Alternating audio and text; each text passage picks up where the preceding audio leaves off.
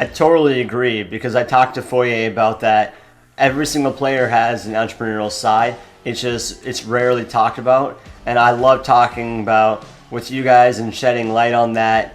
And that's kind of what For the Athlete is about, shedding light on topics that you guys want to talk about, you guys are passionate about. And so you kind of touched on this. Let's now talk about your dedication and perseverance. The whole world, including myself, loves hearing an underdog story, and you certainly qualify as one. Talk me through what it was like going undrafted, finding out that you made the Raiders roster, and then proving you belong.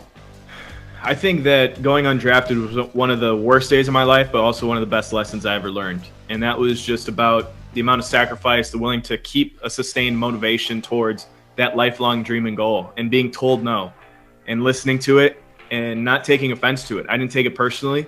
I was able to use it as some fuel. I was able to adjust from that. I was able to overcome that and ultimately be able to give a phone call to my parents, during the middle of training camp towards the end of it, letting them know that I made the team. And it was different than the phone call you're supposed to receive from a GM on draft day, and ESPN's there and everyone cheers and celebrates. It's a different type of validation. But at the end of the day, you kind of learn that lesson of you're really not doing it for the external validation. You don't do it for the awards. You don't do it for the recognition. You don't do it for the honor. You do it because you love it. You do it because it's purposeful. You do it because it inspires other people to do great things. And to find purpose in that, to find those little tweaks of adversity and be able to kind of figure yourself out through all of that, it was one of the biggest blessings I've had. And I think that's what's the biggest testament to my career thus far and what's ahead. That's an incredible takeaway. So were there any other teams that were calling your agent about all of this? And I can tell now how you're a motivational speaker. I read that on the bio description of your book on Amazon. You crushed it right there. I appreciate that. Yeah, we had a handful of teams in the mix there. And I remember the Bills calling me in about the 5th round. I thought they were picking me. I thought that was it. I thought that was the phone call.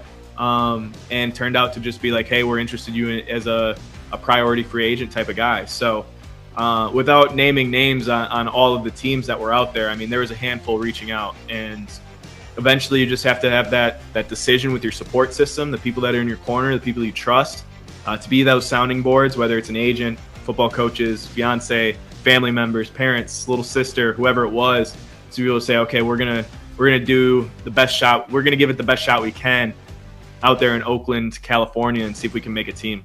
What was the deciding factor to go to Oakland? Was it the coaching? Was it the weather? Was it the signing bonus? Because I know different teams give out different signing bonuses.